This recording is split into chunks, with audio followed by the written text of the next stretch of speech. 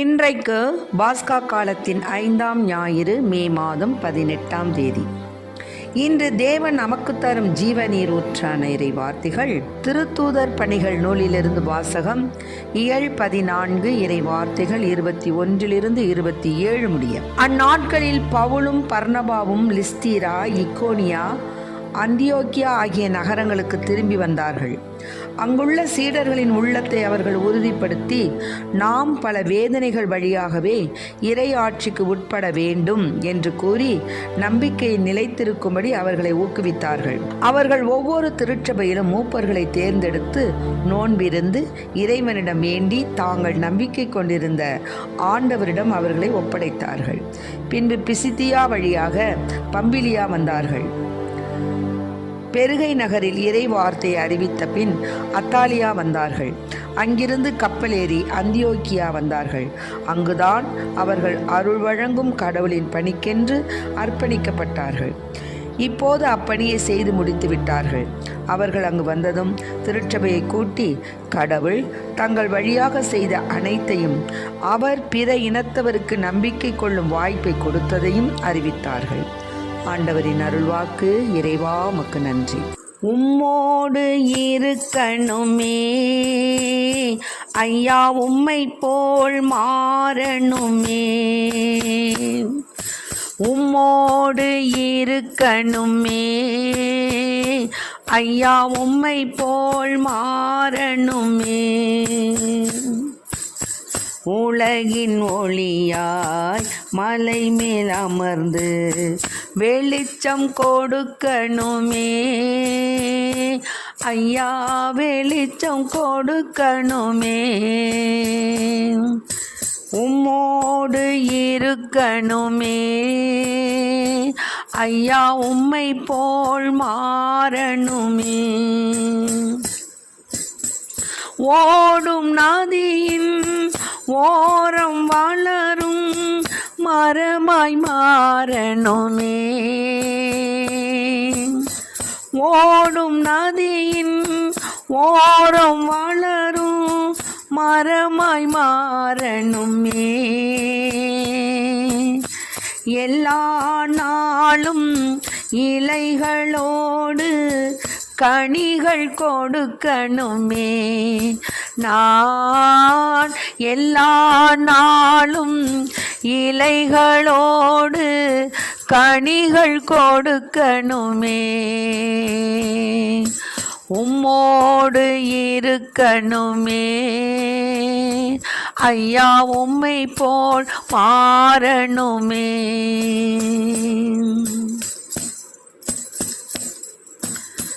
உம்மோடு இருக்கணுமே ஐயா, உம்மை போல் மாறணுமே. இன்றைக்கு நம் தேவன் தரும் ஜீவநீரூற்றான இறை வார்த்தைகளை கேட்டோம். அந்த நாளில் பவுலும் பர்னபாவும் லிஸ்திரா, இக்கோனியா போன்ற நகரங்களுக்கு திரும்பி வந்தாங்க.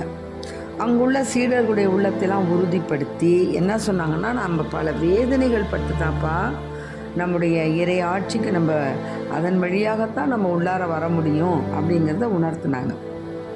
அதனால நம்பிக்கையில் நிலைத்திருக்கும்படி அவர்களை ஊக்குவித்தார்கள்.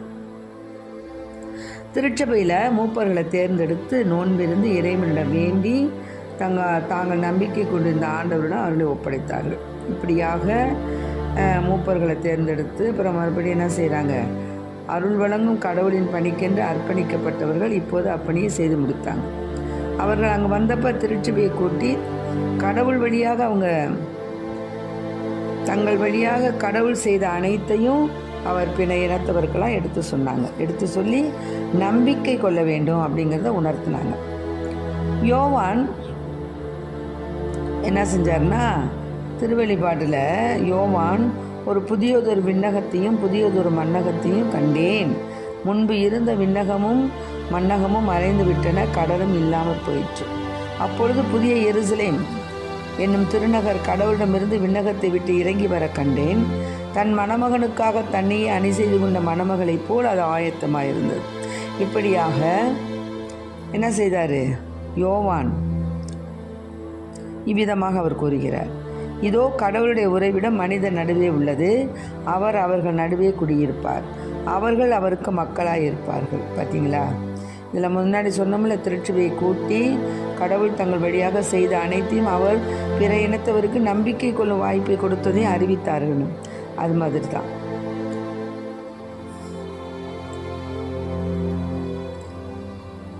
இவ்வாறாக திருவெளிப்பாட்டில் யோவான் புதியதொரு விண்ணகத்தையும் புதியதொரு மண்ணகத்தையும் கண்டேன், முன்பு இருந்த விண்ணகமும் மண்ணகமும் மறைந்து விட்டன, கடலும் இல்லாமற் போயிற்று அப்படின்னு அவர் என்ன செய்தார்? வார்த்தைகளை கூறினார். தன்னையே அணி செய்து கொண்ட மணமகளைப் போல எருசலேம் நகர் ஆயத்தமாக இருக்குது. அதனால் இதோ கடவுளுடைய உறைவிடம் மனிதன் நடுவே உள்ளது, அவர் அவர்கள் நடுவே குடியிருப்பார். பாருங்கள், அப்போ இந்த வார்த்தையும் இப்போ நான் முதல்ல சொன்ன வார்த்தையும் சமம். எப்படின்னா, கடவுள் வழியாக அவங்க செய்த அனைத்தையும் அவங்க எடுத்து சொன்னாங்க. அதுபோல தான் இங்கே என்ன செய்கிறாங்க? திருவெளிப்பாடில் கடவுள் தாமே அவர்களோடு இருப்பார், அவரே அவருடைய கடவுளாக இருப்பார், அவருடைய கண்ணீர் அனைத்தும் அவர் துடைத்து விடுவார்.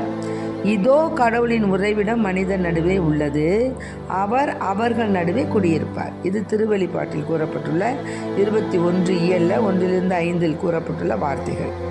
அதுபோல தான் இப்போது யூதாஸ் என்ன பண்ணார்? இறுதி ராவின் உணவும் பொழுது அறையை விட்டு வெளியே போன பின்படி இயேசு என்ன பண்ணார்? இப்போது மானிட மகன் மாட்சி பெற்றுள்ளார், அவர் வழியாக கடவுளும் மாட்சி பெற்றுள்ளார்.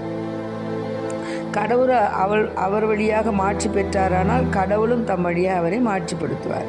அதனால் இப்போது என்ன ஆயிடுச்சு? கடவுள் தான் இறை திட்டத்திற்கு உட்பட போகக்கூடிய நேரம் வந்துருச்சுங்கிறத உணர்த்துறாரு. அதனால் சொல்கிறாரு, நான் இன்னும் சிறிது காலம்தான் உங்களோட இருப்பேன் பிள்ளைகளை, அதனால் ஒருவர் மற்றவரிடம் அன்பு செலுத்துங்கள், இன்னும் புதிய கட்டளையை நான் உங்களுக்கு கொடுக்குறேன். நான் உங்களிடத்தில் எப்படி அன்பு செலுத்தினேனோ அதுபோல் நீங்களும் ஒருவர் மற்றவரிடம் அன்பு செலுத்துங்கள். நீங்கள் ஒருவர் மற்றவருக்கு செலுத்தும் அன்பிலிருந்து நீங்கள் என் சீடர்கள் என்பதை எல்லோரும் அறிந்து கொள்வர். ஆக இந்த வார்த்தையும் முதல்ல நான் சொன்னது பாருங்கள், திருத்தூதர் பணிகளில் கடவுள் பணிக்கென்று அர்ப்பணிக்கப்பட்டார்கள், இப்போது அப்பணியை செய்து முடித்து விட்டார்கள். ஆக திருச்சபையை கூட்டி கடவுள் தங்கள் வழியாக செய்த அனைத்தையும் அவர் பிற இனத்தவருக்கு நம்பிக்கை கொள்ள வாய்ப்பு கொடுத்ததையும் சொன்னாங்க அங்கே. அதே மாதிரி இங்கே யோவானும், நான் புதியதொரு விண்ணகமும் புதியதொரு மண்ணகமும் கண்டேன், இதோ கடவுளுடைய உறைவிடம் மனித நடுவில் இருக்குது, அவர் அவர்கள் நடுவே குடியிருப்பார். இப்படியாக திருவெளிப்பாட்டிலையும் நாம் படிக்கிறோம். அதே தான் புனித யோவான் என்ன சொல்கிறாரு? கடவுளை காட்டி கொடுக்கக்கூடிய யூதாஸ் வெளியில் போனதுக்கப்புறம் இயேசு சொல்கிறாரு, ஒருவர் மற்றவரிடம் அன்பு செலுத்துங்க, ஏன்னா இன்னும் சிறிது காலம்தான் உங்களோடு நான் இருப்பேன். அதனால் நான் உங்களிடம் அன்பு செலுத்தியது போல் நீங்களும் ஒருவர் மற்றவரிடம் அன்பு செலுத்துங்கள். நீங்கள் ஒருவர் மற்றவருக்கு செலுத்தும் அன்பிலிருந்து நீங்கள் என் சீடர்கள். பாருங்கள், இதுதான். ஆக 3 வாசகமும் ஆண்டவருடைய சீடர்கள் என்ன செய்யணும், என்ன செஞ்சாங்க, எதை கண்டாங்க அப்படிங்கிறத உணர்த்தக்கூடிய வார்த்தைகளாக இருக்குது. அதனால தான் கடவுளை மாட்சிப்படுத்துவதற்கென்று விவிலியத்தில் பல பரிந்துரைகளை பார்க்குறோம். அதாவது அவருக்கே மாட்சியும் வல்லமையும் என்றென்றும் உரித்தாகுக, ஆமென். 1 பேதுருல 4:11 இறை புகழ்ச்சி செலுத்துவது அவற்றுள் ஒன்று. அதனால்